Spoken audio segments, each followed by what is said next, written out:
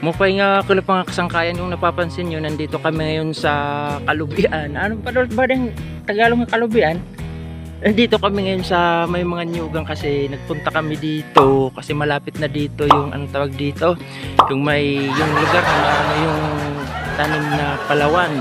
Nandito kami sa Kapalawnan kasi wala lang, gusto lang naming magpasikat kasi yung dati naming boss sa isang INGO ay nagtatanong kung sino nga daw yung makakapag-provide ng ng picture ng mismong halaman na palawan.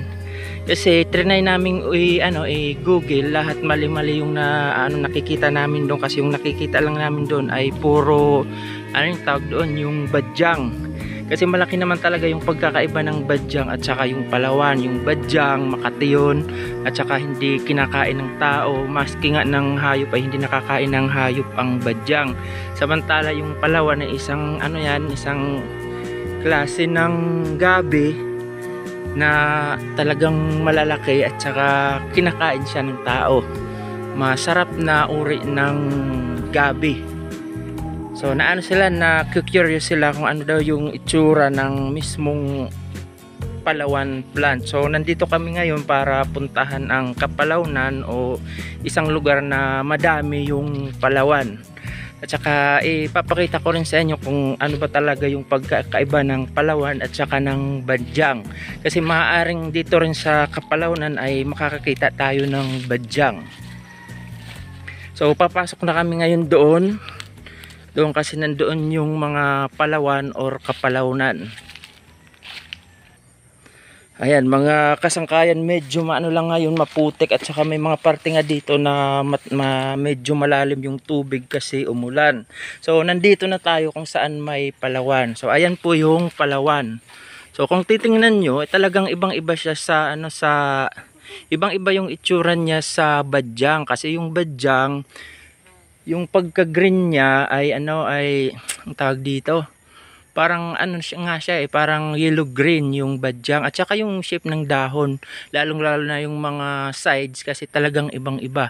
Samantala yung palawan, kung makikita nyo, yung palawan po ay makapal at saka matigas yung dahon. So tingnan nyo, saka makintab.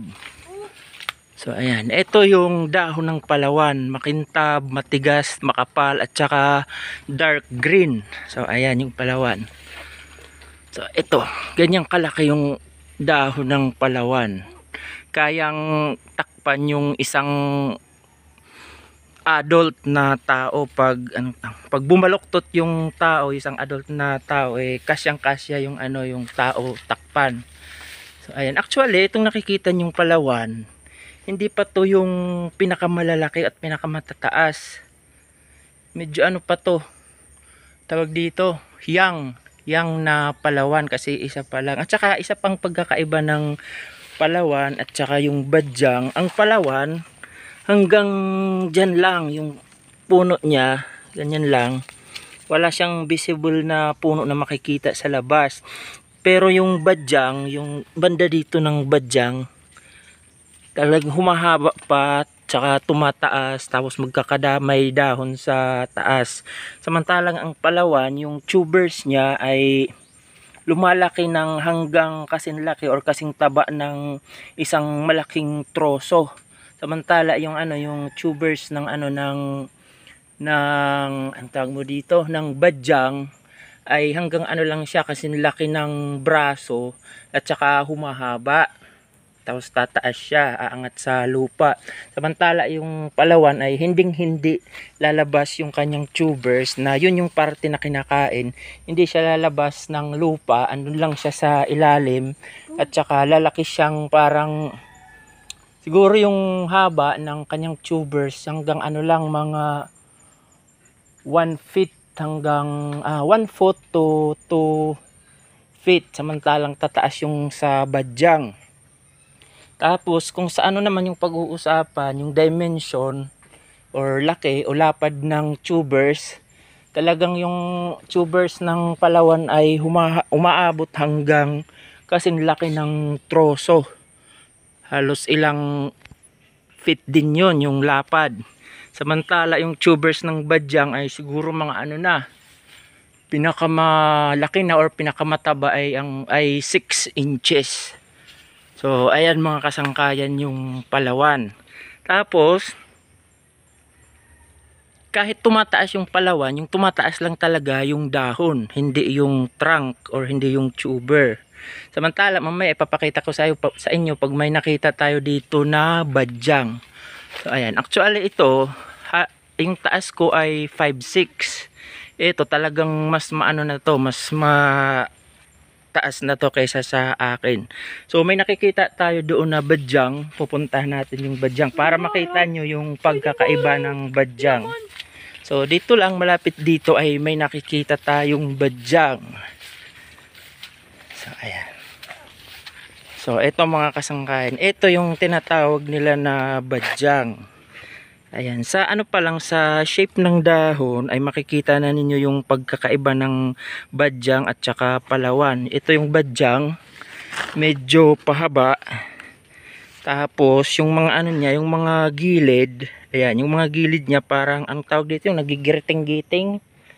Kasi parang kumukulot yung ano, yung gilid ng dahon ng badyang. Ayan, at saka sa kulay pa lang, ayan, yung kulay nito yellow green lang, hindi siya nagda-dark green yung kulay ng dahon. At saka yun, mababa lang. So, ayan yung badyang.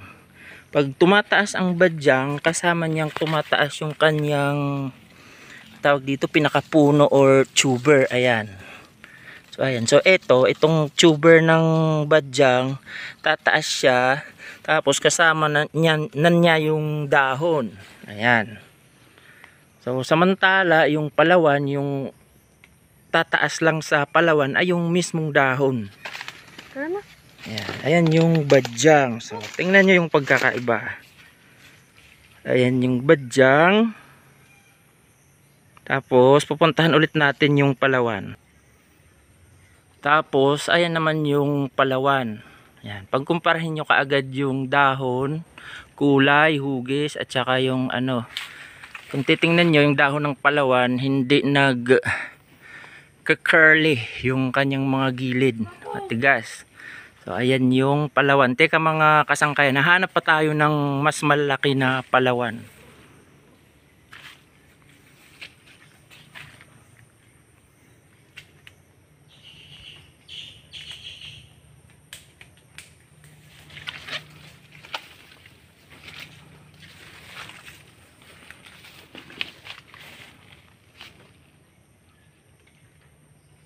Yan, mas tumutubo ng mas malusog yung palawan pag ganito. Yung lugar matubig. Ayan.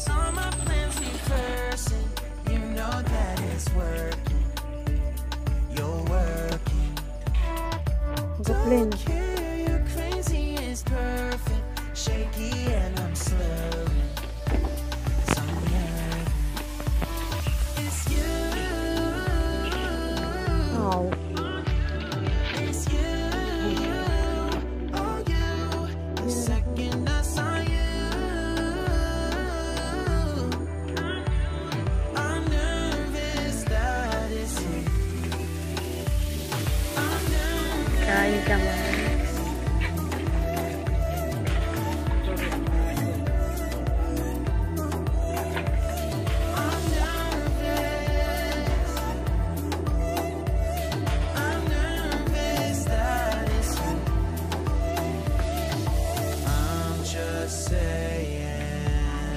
Tapos na.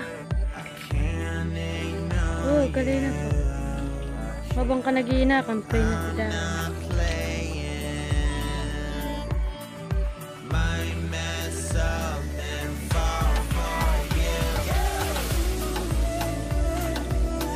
Grabe. Tara na.